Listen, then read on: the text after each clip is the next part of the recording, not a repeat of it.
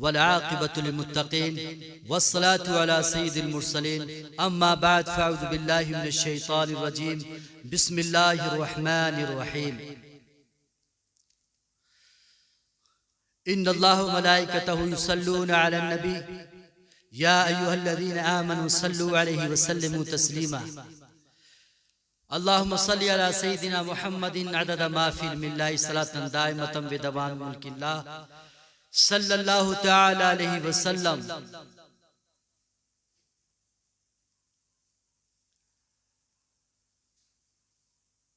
پیارے نبی صلی اللہ تعالی علیہ وسلم کا مقدس فرمان میں آپ ناظرین تک پہنچا رہا ہوں، اور جو حدیث مسلم شریف سے میں نے لی ہے اس میں یہ بتایا گیا ہے مسلمان کس کو کہتے ہیں، مسلمان کی تعریف کیا ہے۔ زمانے نے بگڑے حالات میں مسلمانوں کو الگ الگ نام دیے ہیں، ان نام دینے والوں کی تعریف کی جائے جو نام انہوں نے ہم کو دیے ہیں،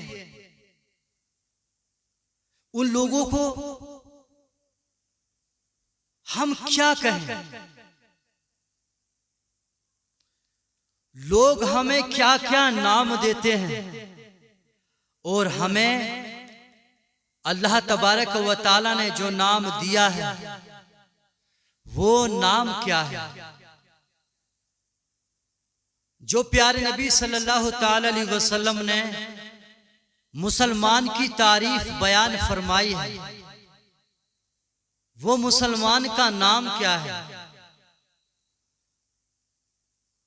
ہمیں یہ جاننا چاہیے، یہ سمجھنے کی ضرورت ہے۔ آئیں رسول اعظم صلی اللہ تعالی علیہ وسلم سے رہنمائی لیتے ہیں۔ اللہ کے نبی صلی اللہ تعالی علیہ وسلم فرماتے ہیں المسلمون من سلم المسلمون من لسانه ويده، المسلمون من سلم المسلمون من لسانه ويده۔ پیارے نبی صلی اللہ تعالی علیہ وسلم فرماتے ہیں مسلمان وہ ہے جس کی زبان اور ہاتھ سے دوسرے مسلمان سلامت رہیں۔ اگر واقعی ایسا ہے تو مسلمان ہے، وہ مسلمان کہلانے کے لائق ہے جس کے کردار سے، جس کی ذات سے، جس کے قانون سے، جس کے انداز سے دوسرے مسلمان سلامت رہیں۔ میں اپنی زبان سے باتیں بناتا ہوں، اپنی زبان سے کوئی قانون بناتا ہوں، اپنی زبان سے کوئی حکم نافذ کرتا ہوں، اگر لوگوں کا اس میں بھلا ہے، لوگ اس سے خوش ہیں، لوگوں کو راحت ملتی ہے تو بہت اچھا۔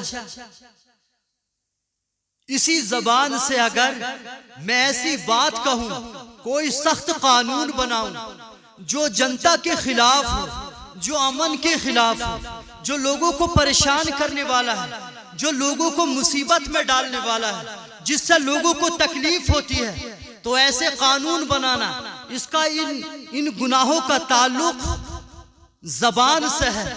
اگر میں کوئی ایسی بات کہوں جس سے لوگوں کو تکلیف ہو رہی ہے، جس کی لوگوں کی ذات پر کیچڑ اچھلتے ہیں، اپنی زبان سے کسی پر بہتان لگاتا ہوں، چاہے اپنی پارٹی سے واہواہی لوٹنے کے لیے، چاہے لوگوں کو اپنا گرویدہ بنانے کے لیے، چاہے مریدوں میں اچھا بننے کے لیے، اگر میں کسی مسلمان پر، کسی انسان پر کوئی بہتان لگاتا ہوں، اگر کوئی بھی انسان کسی پر کوئی الزام لگاتا ہے، کسی کو بدنام کرنے کے لیے، خود کو اونچا دکھانے کے لیے، اگر انسان کوئی ایسا کام کرتا ہے تو وہ مسلمان کی شان نہیں ہے۔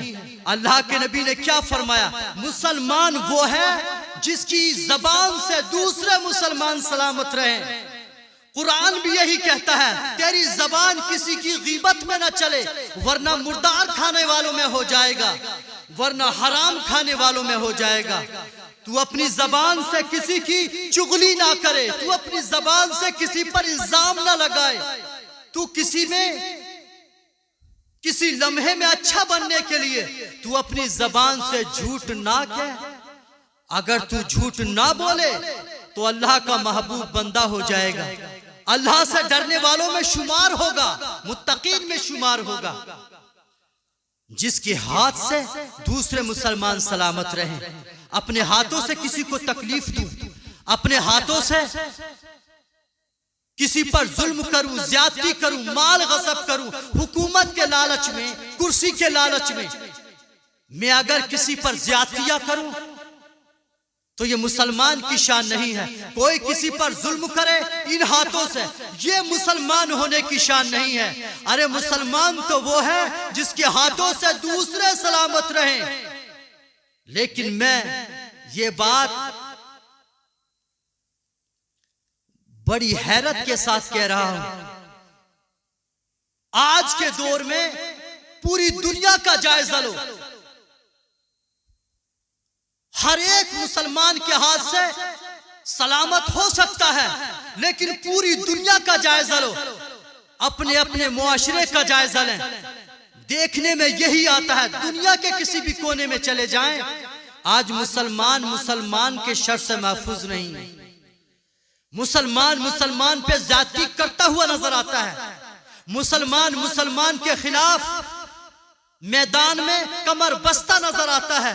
مسلمان پر ہر ایک الزام تراشتا ہوا نظر آتا ہے۔ مسلمان کا دشمن نظر آتا ہے۔ مسلمان کو تباہی کے گڑھے میں دھکیلتا ہوا نظر آتا ہے۔ دنیا کے کسی بھی کونے میں چلے جائیں، مسلمان پریشان نظر آتا ہے، حیران نظر آتا ہے، یہ سوچ کر یار ہم تو مسلمان تھے، یار ہمیں کہا گیا تھا۔ اللہ کے نبی نے تعریف فرمائی تھی، مسلمان وہ ہے جس کے ہاتھوں سے دوسرے مسلمان سلامت رہیں، جس کی زبان سے دوسرے لوگ سلامت رہیں۔ آج ہم ہی اپنے آپ سے سلامت نہ رہے، ہم ہی محفوظ نہ رہے، ہم سے ہمارا دین محفوظ نہیں۔ ہم نے دین کو اپنی دکانوں کا ذریعہ بنا کے رکھ دیا ہے۔ آج ہم نے دین کی عزت کو اپنی عزت کے لیے استعمال کیا ہے۔ دنیا میں کسی بھی گوشے میں چلے جائیں، مسلمان کی زبان سے مسلمان محفوظ نہیں۔ ارے اللہ تبارک و تعالیٰ نے بڑے احسان دیتے ہوئے کہا تھا، اے ایمان والو میں نے تم پر احسان کیے ہیں۔ سب سے بڑا احسان یہ ہے کہ تم پہلے ایک دوسرے سے نفرت کرتے تھے، ایک دوسرے پر ظلم کرتے تھے، ایک دوسرے کی عزت کو پامال کرتے تھے، ایک دوسرے کے خلاف تھے، مگر میں نے تمہارے دلوں میں ایک دوسرے کے دل میں محبت کو ڈال دیا، ایک دوسرے کے احترام کو ڈال دیا، ایک دوسرے کی عزت کی پاسداری کو ڈال دیا۔ اللہ نے ہمارے سینوں میں محبت کو ڈالا۔ یہ اللہ کا بہت بڑا انعام ایمان والوں کو عطا کیا گیا، مگر ہم نے اللہ تبارک و تعالیٰ کے اس انعام کی قدر نہ جانی، اور ہم نے اللہ کے اس دیے ہوئے انعام کو اپنے سینوں سے نکال کر پھینک دیا اور نفرت کو اپنے سینے میں ڈال لیا۔ آج دنیا میں جاؤ، مسلمان کے خلاف کمر بستہ نظر آتا ہے۔ آج کی صورتحال میں مسلمان کے پیچھے چند دنوں نماز ہوتی ہے، اس کے بعد نماز ہونا بند ہو جاتی ہے۔ مسلمان کے پیچھے نماز نہیں ہو رہی، مسلمان کو مسلمان تسلیم کرنے کو تیار نہیں ہے۔ یہ ایک رب کے ماننے والے، ایک نبی کی اطاعت کرنے والے، ایک رب کی عبادت کرنے والے اتنے دھڑوں میں تقسیم ہو چکے ہیں، ساری دنیا میں مسلمانوں میں یہ وائرس اتنا خطرناک وائرس پھیلا ہوا ہے کہ ساری دنیا میں مسلمان منتشر نظر آتے ہیں، کہیں متحد نظر نہیں آتے۔ یہی کیا یہ عذاب اللہ تبارک و تعالیٰ کا کم ہے؟ اللہ تبارک و تعالیٰ کی یہ ناراضگی نظر نہیں آتی؟ اللہ تبارک و تعالیٰ ہم سے کتنا ناراض ہو گیا ہے کہ ہمارے سینوں میں نفرت کا تو گھر ہے لیکن محبت کا گھر نہیں ہے۔ مسلمان کی اصلاح کرنے کو تیار نہیں ہے، مسلمان کو عزت دینے کے لیے تیار نہیں ہے۔ ساری دنیا میں مسلمان کا دشمن نظر آتا ہے، مسلمان کے خلاف نظر آتا ہے۔ اللہ تبارک و تعالی ہمارے سینوں میں اپنا احسان ایک بار پھر داخل فرمائے اور اللہ تبارک و تعالی نفرتوں کے وائرس کو ہمارے سینوں سے دور فرمائے اور ہمیں سچا اچھا مسلمان بنائے۔ رسول اعظم صلی اللہ تعالی علیہ وسلم کی فرمانبرداری کا اللہ ہم کو جذبہ عطا فرمائے۔ السلام علیکم ورحمۃ اللہ وبرکاتہ۔